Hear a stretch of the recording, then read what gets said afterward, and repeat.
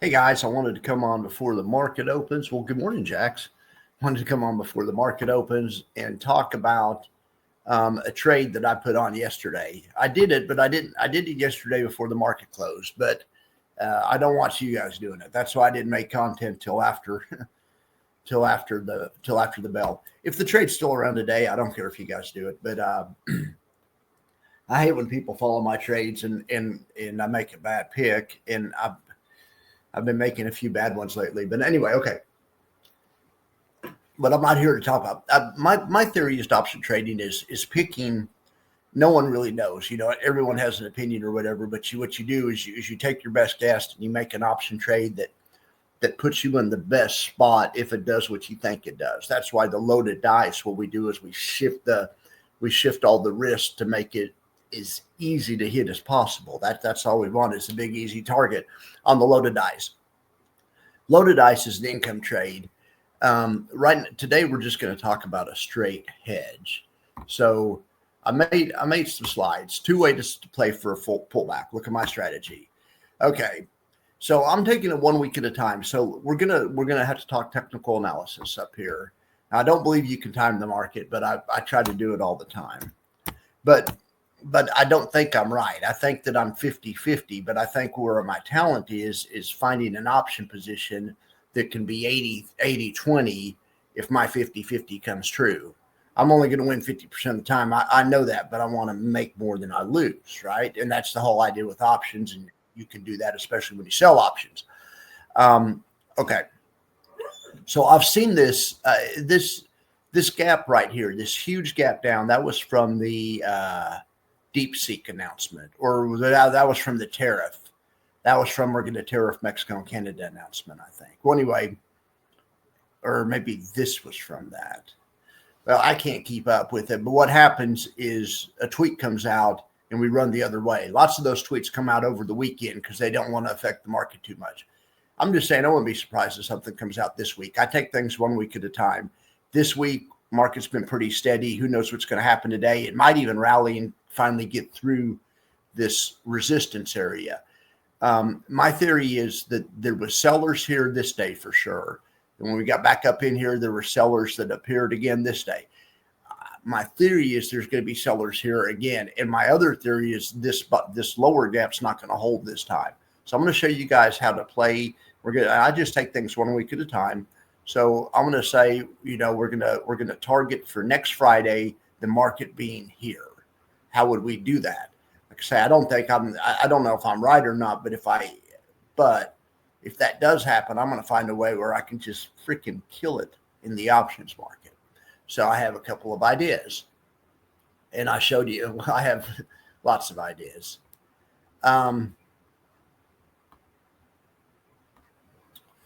Lots of ideas. Here is idea number one. Idea number one. Now, this is a three-legged trade, all puts. Anything below the line is a sold put. So anything down here, those are two sold puts. So we have sold puts in the middle, and then we have a bought put underneath, and then on this side. Okay. So what this does, I've said a million times, whenever you're playing a spread, a combination of long and short options, wherever the short option strike is max profit for the spread. Okay, for this spread, the short option strike is 587.50. Okay, if we're at 587.50 by next Friday, the spread's worth $1,100, and it only cost $195 to put it on. So this is a way to target for this 595 area. Okay, now the thing is, the way I constructed it though, if we go into Thursday, even if we're just at 590, it's still a winner, or even if we're at 580, it's a winner. We're targeting for 585, but at 595 or 575 would work also. We're putting on $200 worth of risk, and we're playing for this area. Okay, now this trade is a debit trade. Even though we sell these two options, what's powering this trade is we're selling these two options for 71 cents. And these are way out of the money. and we're getting 71 cents for them. So that all that means when we're selling puts, we're agreeing to buy the SPY under 587. Okay, so we're getting long at 587. Okay, but then we're buying a put. Buying a put means we're going to sell the SPY. So we're making an agreement at the same time to sell the SPY at 580. So we're going to own the SPY for 7.5 points between 587 and 550, or if, between 587.50 and 580. 7.5 points of bullish SPY action is what this spread's responsible for. Okay, but then we have a spread on the other end also that's a bearish spread. Anyway, oh shoot. This is just one idea on how to play for a pullback for next week. If it happens early in the week, like let's say it happens today, let's say we get the pullback today. It's not worth as much. It's only worth 585 is only worth 400 at that point. But as time goes by, the money's coming out. Remember, you sold these options here, and this 71 cents is decaying, and it's decaying in your favor. And if it gets here by Thursday, it's worth, an extra 50% more. So that's one way to do it. That's a broken wing butterfly with puts. They're in here. It's called a long put butterfly. It's easy to do. You just put the strike on where you put the middle strike on where you're aiming for. So if we're aiming for 595, we'd put the middle strike. We could move the middle strike wherever we're aiming for. We'll move it back to 87.50. Okay. That's one way to hedge. Cost you $167. Max profit's $1,000, 24% chance of profit. Now I'm going to show you another way to do it. And I'm going to check this out. We can the middle option is short 2. This one is long 1 and long 1. So the whole position is short 2, long 2. So it's a balanced position. Wonder if we switch the one in the middle to just short 1. So now we're short 1, long 2. And it gives us a profit loss graph more like this. That's called a put ladder. But in any event, all right. So let's see. I'm just going to reopen this up. Broken wing butterfly. Okay, here I'll reopen it up. But anyway, we're comparing the broken wing butterfly with just a put ladder. And this is 3 options configured the same way. One in the middle that's short, but we only short that one once. So we're short in this trade, we're short the 600, getting all that premium to it, $266 premium. But then we're taking some of that premium and we're buying two puts. So this is a total arbitrage play. This short put is a bullish bet. It says we're going to buy the market at 600. These other 2 bets are bearish bets. So we're taking part of the money we're getting for buying the market and reinvesting it and reallocating it to be short the market. Anyway, what this does, it gives us an advantageous situation. And what I was trying to do, I was trying to make the 2 trades risk the same amount of money, have the same amount of notional risk. In other words, if you lose on either trade, you're going to lose $180, $190, right? So, okay, $195 debit. There's the broken wing butterfly to do. It's also a 3-legged spread, but then this is a 3-legged spread too. This one costs the same amount of money. So we're going to compare these 2. And I thought it'd be interesting for you guys to see how I decide what trade's the best or whatever. Sometimes you can't really tell. In some situations, this trade's better. And in some situations, this trade's better. So this trade would be better if you expected an outsized move on the downside. Pre-COVID, this would have been a great trade. Okay. Because if you did the butterfly pre-COVID, it dropped so fast it would have shot past the profitable part of it, and you'd be off in the less profitable part of it. So the broken wing butterfly is a better way to play a contained drop, and the put ladder is a better way to play an open-ended drop. But I still want to see, I'm still going to compare them. So what I did is I compared the put ladder. There's the put ladder. Did this for a debit of $190. I compared this with just spending $190 on a put. That's basically the same thing, or that you could say that's the same, that's the same thing. So we're going to, and I'm going to show you why I like to do the put ladder first. They're both debits. They're both debits. If you just buy the put, you have a 16% chance of profit. If you do the put ladder, you have a 41% chance of profit. All because you're selling options. Now, you aren't selling more options than you're buying, but you do have some theta decay that you're earning in this spread.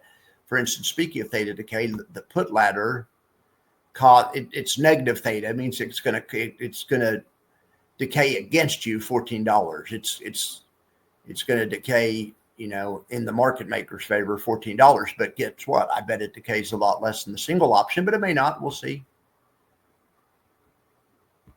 Single option is negative 25 on theta. So it costs $25 a day to put this one on. Theta is how much dollars you lose in decay the next day.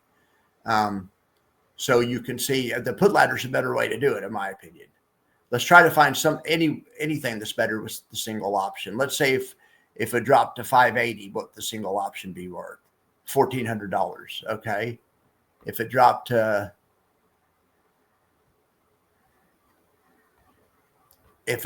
580, this one would only be worth $400, but this is the one we're comparing with. Okay, if it dropped to 580, it'd be worth $1,400 on the single option. If it dropped to 580 on the ladder, it would only be worth $1,000. That's where the give up is. That is where the give up is. You make a little bit less money. Let's see if it dropped to 560. The ladder would be worth $2,600. The single option at 560 would be worth $3,400. It's about 50% more profitable, and it's also about 50% less risky. Or you can tell by the theta decay. This one loses $25 a day theta decay. The other one loses $14 a day. Or the other one loses $14. So it's up to you. Both trades are a decent way to do it. I like spreads, so I did something similar to this in my own account. I've just seen this too many times. I think that we may go through here. I'm totally wrong. This is just a wild ass guess, but I'm just playing that. What I'm playing here is that we falter here, start heading the other way, and what I'm actually kind of hoping in the back of my mind is a tweet comes out somewhere over the weekend. Something crazy is going to go on. Who knows? I mean, we're taking over Gaza last week. I mean, make imperialism great again. Why don't we just take over? Let's go to Moscow. Let's go to Red Square and take it over. I mean, I'm just joking. Make imperialism great again. But there's no telling what's going to come out after. I mean, there's no telling. So anyway, that's my theory. If something's going to come out, tank the market, and this time we're going to go down and test this open gap that's still open from January 14th. It's bullish, and the market could still be good. That might be a great place to buy the dip. I mean, I'm not negative on the market, but I'm saying let's play for a pullback into next week. These are two ways to do it. You can do it this way with the ladder. You can do it this way with just buying a single put, spend the same amount of money on the ladder. You have lower chance of profit, but you make about a 50% higher profit if it actually comes true. So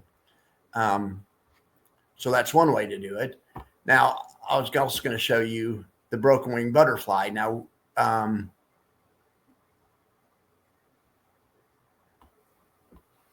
I also compare it this way. It's also good to compare it with having stock. I showed you the put ladder. There's the put ladder, and there is it just compared to having a single put. Okay, well, here is the broken wing butterfly, and it's a negative bearish play also. It's not as wildly bearish as the other one. It only has 18 delta. The other one had 17 delta. They're actually about as bearish as far as that goes. In other words, they're worth 17 or 18 short shares of stock. So what we're going to do now is we're going to take the broken wing butterfly and we're going to compare it with somebody that just shorts 18 shares of stock. Here's somebody that just shorts 18 shares of SPY. Okay, so let's say if we go to 590, if we go to 600, the guy that just shorts the stock made $113. If it goes to 600, the guy that did the broken wing butterfly loses $100. Okay, if it goes to 595, broken wing butterfly makes 365. 595, the guy that shorts the stock makes 200.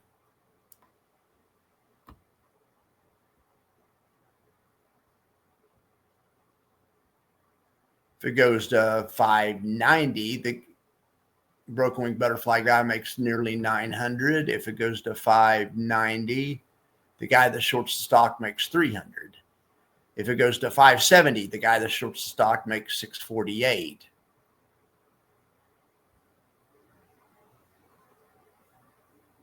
Gosh darn it. If it goes to, what did I say?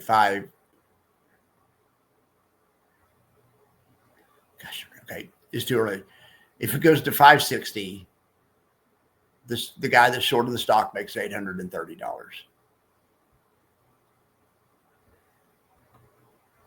Whereas this guy just makes $400. But we don't usually hold these trades to expiration. So let's compare them to Thursday morning because we're going to come in Thursday morning and most likely do something with this. Okay, so we'll compare the stock and the option to just coming in Thursday morning. But basically, what I'm trying to show you is if you hit in the profitable tent part of the thing, it's going to be worth more than the stock. Like if we happen to go to where you're aiming for, that's why options are so awesome. If we happen to go to 585 by Thursday morning,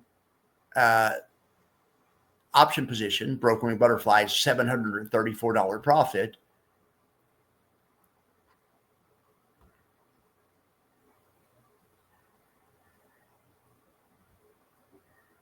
Okay, yeah, 585. Whereas the short stock is just a $300 profit. Now, my problem with short stock is this. Well, my problem is the unlimited loss on the upside. Infinite loss. I think this position's a better position to be in. Debit $195, max loss $195, max profit $1,100, chance of profit 26%. I will say this: short stock has a better chance of profit. It's a 50% chance of profit, but it has an infinite possibility for infinite loss on the upside. I really like the broken wing butterfly. I was just trying to show you ways to compare it. You can also compare the broken wing butterfly to just a single put and see how it compares. But I was just trying to show you my methodology. Anytime I put on a spread, first of all, I think about the reason why I'm putting on the spread. The reason why I would put on this spread and sell these two options at 587.50 is because at 71 cents with just a week left, I think they're overvalued. What I really want to do, I've showed this a million times, but I really think this is something that some people don't realize. When you're doing all these things, it's not just to impress your friends and say, I have on a iron, whatever, they have all these funny names, a reverse, anyway, that's not what it's for. These are for when it's a better alternative to make a trade like this compared to just owning stock or owning an option outright or just shorting something naked. You could short this naked twice. It's going for $71. You get $138 credit. Yeah, you could do that, but then you have unlimited loss the other way if the stock drops. So when you turn on this option, it caps your downside out, and then when you turn on this option, it caps some upside too. But what it does is it focuses all the energy on this 585 area. So these broken wing butterflies are a way to play for an area on the chart. The danger is that it could drop there by, it could drop there Monday. It could go right there on Monday. Trump could tweet over the weekend. It could open at 585, down 5%, 4% on Monday. Okay. Well, the trade's only up 546. And then if, as I say, maybe I didn't take it off and then the market bounces hard, then by Tuesday, it's already not a profit again. So, the thing is you want this not only to drop to the 585 area, but ideally you want it to get there later in the week, Wednesday or Thursday, preferably. So that's one drawback with the butterfly method of doing it, where if you just short the stock, you don't have any timing to worry about and you have a higher chance of profit. The only thing you're worried about if you short the stock is the unlimited chance of loss. But anyway, I thought it'd be interesting to show you guys those two trades. So there's one way to do it. I'll share it. And if the trade's still there at 8:30 when the market's open, if you guys want to do it, it's all right. But here's what I would do. Wait till the end of the day and see if my scenario plays out. If we do falter and we don't close on the other side of this super strong and we falter here and maybe close underneath it or something, that'd be kind of a sign of, a temporary weakness. So we shall see. But anyway, I'll share both of those trades. But mainly I'm just trying to show, just for the sake of learning. See, we see an area on the chart, or it's visual. Everything's visual with me. See an area on the chart, this huge gap here where there was buyers, tons of buyers, and not everyone got filled. The only time we've been close to it right here, there were still people even up here. People are moving their orders up probably. There was buyers up here. So I'm saying the sellers are going to try to send it back down here again and see if there's buyers there. The next time there may not be buyers there. That doesn't bother us. We're just trying to play from here to here.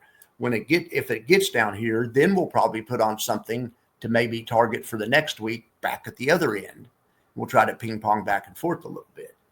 But for now, we're targeting this 585 area for next Friday. And we'll go from there. But both of these trades are super cheap. They're both $190 worth of risk. And you can make, so it's about $200 risk, and the max profit on the broken wing butterfly is about $1,000. You can make about a 5-bagger if you pin the strike.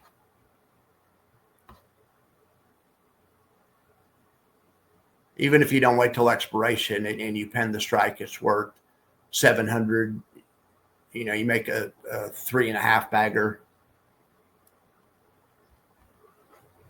All right, I'll share those trades in Discord, but those are my two trades. And yes, I did the. I'm not very bullish, right? Anyway, I did this version of it just because. Now I also have earnings trades that I'm long other areas in the market, so this is just a hedge for other places where I'm long. But yeah, I did something like this. And I probably should have waited till the end of the day and seen if we chew through this area or not. But I don't know. I've seen it enough. I just think we're going to sell off. And even if we start going up, I think every time we go up and we get high enough up there, they use that as a time to release another announcement. I think they know the announcements will bring the market down, but they try not to overwhelm the market all at once. So, like I say, I guarantee that Friday night probably find out that who knows, maybe we're going to take over Paris and start running Paris. I mean, the Eiffel Tower would be a great place to put a Trump Hotel Paris. Possibly take over Paris. But anyway, it wouldn't be a bad idea. They don't know how to run it over there anyway. They're letting all these darn immigrants into their country, right? I say let's go take the darn thing over. But anyway, my point is, when that tweet comes out that we're taking over Paris or we're doing something crazy, it'll crater the market. And if it does, this will be in a good position. All right. You guys have a good day. Take her easy.